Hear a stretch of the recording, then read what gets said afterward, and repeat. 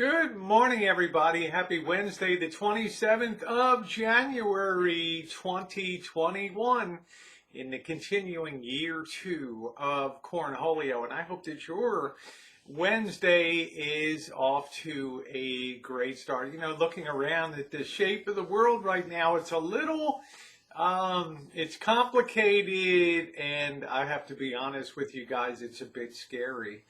And way back in February of 2020, when I put out my first warning about what I thought, my opinions about the cornholio virus and the outcome, as you know, we have come a long way.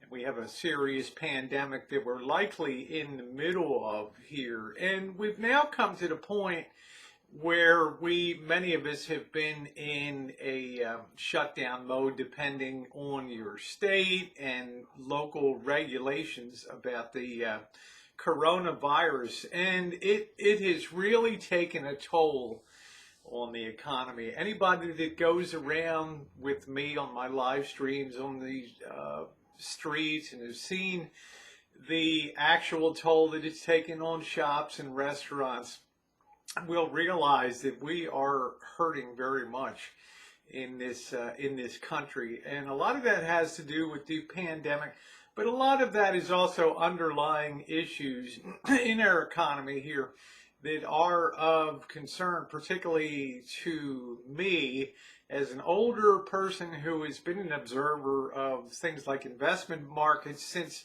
really about 40 years ago in 1980, when we had that terrific run-up in the silver market that the Hunt brothers attempted to corner silver. They temporarily pushed it up to $50 an ounce, and well, silver tanked after that in 1981, all the way until the early 1990s, when silver made its way down to below $3 an ounce. Well, we have a situation now where a lot of this country is not directly but indirectly invested in things like mutual funds, 401k, SEP IRA plans, simple IRA plans. There's a lot of funds that are currently at play in the market. And lately, within the last 2 weeks or so, I've seen a real speculative bubble that's emerging. And speculation, or just going in, picking an item, whether it's silver, whether it's telecom and internet stocks in the mid-1990s, the WorldComs, whether it's real estate in early 2000s to 2008, they all have one thing in common. They tend to, as most investment markets do, bring the bulk of the money in at the end, and they bring in players that don't even know the fundamentals or the underlying rationale about why something can and does move, and it becomes just a momentum game. Well, I'm buying this because it's going up, and the more people buy, the more it goes up. We had the same phenomenon in the 1920s with the roaring 20s, and then the subsequent collapse into the 1930s. We had the same with the Nifty 50 back in the 1960s, the Xeroxes, etc., that were the darlings of Wall Street. Well, a lot of them are now gone and, folded into other companies, or mere shadows of their former selves, okay? Once speculation or buying and boarding a momentum train runs its course, the bottom drops out of things in a major way. Well, I'm tuning in today, and Ice Poseidon, who I have followed for a lot of years, is sitting there using the Reddit board. And let me get the proper name of the Reddit board here. I want to get the right name of it here.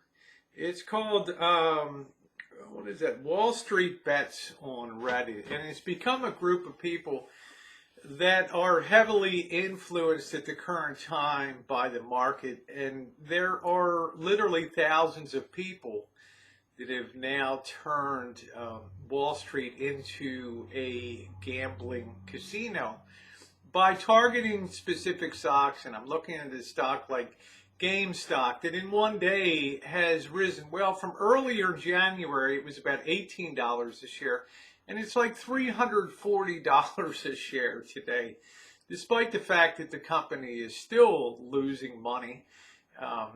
They have taken the bit in the mouth, and as a group, they've decided to punish what are called the short sellers, or people that sold these stocks like GameStop and some other ones in the expectation that they would eventually have to restructure or go out of business, and they can profit by that fall. I'm not going to get into the technicalities of short selling, but it's a risky venture.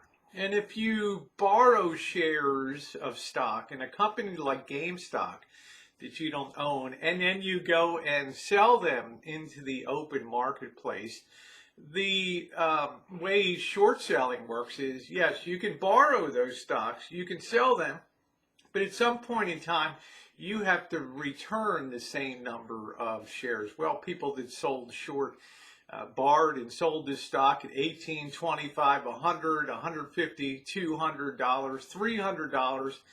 $300 a share. They're getting killed right now because to cover or close out their sale, to close out their short sales, they need to go into the market and buy that stock and return it to the person that they borrowed from. Okay, now instead of buying it back in as they hoped it would drop from maybe $9 or $2 a share down to zero, they're faced with the prospect now of going in and buying a stock for $340 a share. And they are getting killed in the marketplace right now as they scramble to try to close out these negative bets. Well, there's an old saying on Wall Street, I think it was Daniel Drew back in the late 1800s, who says, "He who sells what isn't his'n buys it back or goes to prison." Well, they're in some kind of hell right now because now we have the Reddit people that have come in on this particular board, Wall Street Bets, and they're running some of these funky stocks up to terribly high levels, despite the fact that a lot of these companies really have no underlying moxie to or ability to carry on. Well, they might be able to now if they go ahead and sell some additional shares at these prices and expand their number of shares outstanding. They might very well do that. I don't want to get real technical in here, okay? But this has been a characteristic symptom of every major market move, every major market, speculative market top has always been accompanied by frothy trading. And people that are coming in, like the ICE Poseidons, who are buying call options on certain stocks or bets that the price will exceed a certain agreed upon price in the future, without really knowing how to properly enter in the orders or understanding the functionality of options. It's a wild thing. And it reminds me of the Nifty 50 of the 1960s. It reminds me of gold and silver in the late 70s and early 80s. It reminds me of the telecom bubble in the mid-90s with the WorldComs, etc. It reminds me of real estate in 2005 and 2008. I mean, I just said over and over in my mind, because I have such a long view here, I tell you, you see the same symptoms and the same signs again. Now, how does this relate to you guys? A lot of you have investments in the market. And while these particular darlings of the current time, the GameStops, the Nokias, the AMC theaters are being played or run right now, look at the rest of the market. This is an indicator, this speculative mania, that the whole market move from, well, you can probably trace it from 1966, is probably reaching the end of its peak. So I will draw your attention to the fact that while speculation is making a lot of people short money in the short term, The rest of the market is sagging and starting to lose its momentum upward. And on a day when we have all this speculative frenzy like today, market's not closed yet, but we see the Dow has been down as much as 400 points. Now, why would this be? Because although groups like Wall Street bets on Reddit, and Reddit is just a message board where people can gather and exchange ideas and post in this particular group investment ideas, they're really influencing maybe 50 or $100 billion worth of stock against a market that is worth well over 10-15 trillion dollars. So at the same time, this group parties on the beach, so to speak, and has their speculative fun. The people that control the real money, the trillions of dollars out there in the marketplace, are now getting the idea that this is lunacy. Okay, we can't have a market that's dominated by speculation.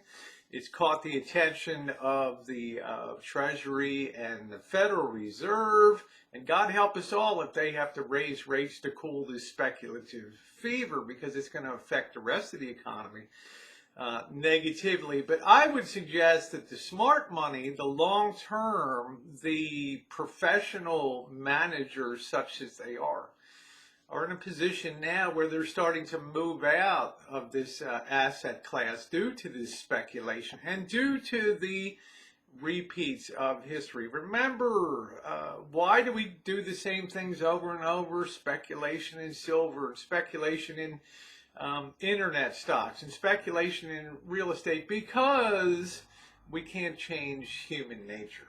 We get greedy, we pour in most of the money when the investment risk is the highest, and we're most fearful when things like equity stocks are flat on their back, and people are scared because they think things are only going to get worse. The old saying, when things look the best, they're really the most risky, and when things look the worst, they're the least risky out there.